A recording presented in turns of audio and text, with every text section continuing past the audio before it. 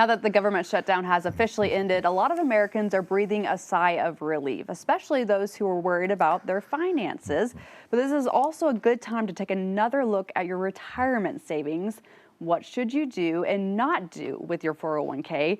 Gary Garrison with Asset Protection Wealth Management is here with some quick tips. Gary, good to see you. Good morning, Ansley. Nice to see you. Yes, so we have some do's and some don'ts. So let's start with the do's. Sure. Do number one is keep contributing. Yes, and it was surprising during the shutdown how many people went in and made changes to their 401k or their retirement plans. I think because they were expecting the markets or anticipating. And so they wanted to protect, what they had, what they've been building up. But it's real important, especially now that the shutdown is over, that you continue your contributions and restart that. Some people stopped it, some people lowered their contributions, but go ahead and get those restarted so that it can start compounding. Yeah, definitely. Do number two is review your investment mix. What do you mean by this? Yes.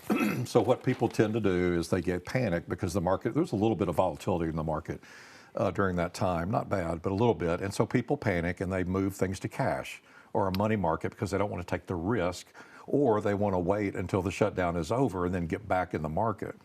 And the problem with that is timing. Nobody knows when that's going to happen. Right. And so it's important to stay invested and not be all in cash. There's nothing wrong with having a little bit in cash, but you don't want to have a lot of money in cash because you might miss the rebound, and that's where the biggest gains are made. So right after the market corrects, if there is one, those next 2 or 3 days sometimes are the majority of the gain that people make in the rebound. So if you're in cash, you don't get that.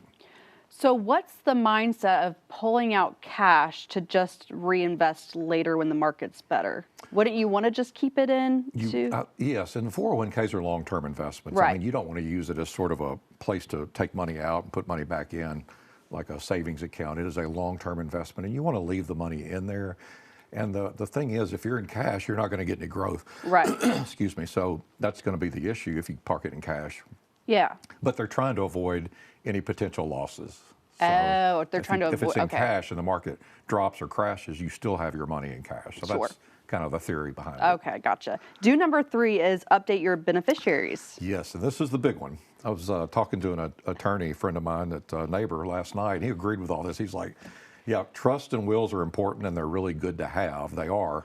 But beneficiary designations trump everything. And so, things happen. People get married, they get divorced, have children, what have you. And it's important to review those designations because, what you have listed as your beneficiary, that's where the money's going, regardless of who you have listed in your trust or your will. That's interesting. I thought like the trust was the highest order of business there, but you're saying the beneficiaries it is a high one, and it's good to have when needed. But yeah, beneficiary designations trump a will or a trust in order of who gets what on the account. So whoever you have named as beneficiary is vital.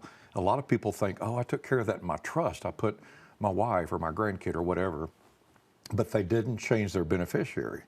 And they die, that money's going to where their beneficiary, who their beneficiary is, not what you have in the trust. Oh, wow. And where that really comes into a problem is when people get divorced, remarried, and they forgot to change their ex-wife or ex-husband on the account.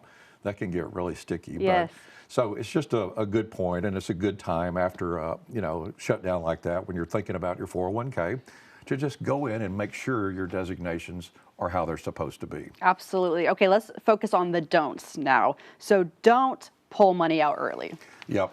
And that's true just about any time. If you absolutely have to and you have no other resources, I guess you can do that. But typically on your 401k, that's long-term money, and you want to leave it in there and let it kind of do its thing and grow and compound and build for your future, and hopefully have another type of an account for an emergency fund, that kind of thing.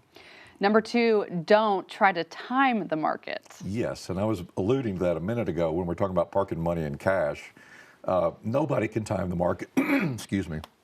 And so you definitely don't want to keep too much in cash, during a time like this, because as I mentioned, you'll miss the rebound. But, people panic and they overreact and they get out of the market or pull a lot of it out of the market. And then what happens is your allocations have shifted. And now you might have too much conservative and not enough in growth. And so you want to make sure that your allocations are appropriate for your risk tolerance and your age. And so sometimes when people make adjustments like this, they forget to go back and change it. Very, very important. This last don't forget about your old 401ks, Yes. maybe from prior jobs. So people, during this this time, people were furloughed or they were laid off. Some people lost their job or they didn't get their job back. And so they could have a 401k, where they worked prior. So it's important to take a look at that and make sure you roll that over to an IRA in yourself, or you can even roll it in a lot of times to the new employer's IRA or 401k. And it's good to do that. You don't want to leave those behind, and it's good to consolidate so it's easier to keep up with it. And if you've got a financial advisor, you might want to go see them now after the government shutdown. Just make sure everything is in order. If you don't have one, we'd love to help. They certainly can come see us. We'd be happy to do that. And we're offering today a complimentary Q&A session. So anybody that's just not sure or they're uncertain about where they are with their 401k because of the shutdown or any other reason, they can come in and schedule a time and I'll just answer their questions. Oh, wow. That is a gift in itself. There's no obligation. Just come in and we'll just have a nice little Q&A session and visit. Any questions they've ever had, they can ask them and then be on their way. You can reach Gary here. There's a QR code. There's the address and phone number. The website is at the very top. That's awesome that people can come in. Give us a call. We'd love to help. Yeah, Gary, thank you so much for your time. Thank you, Really Ansley. appreciate it. All right, we'll have more Good Morning Arkansas after this. Stay with us.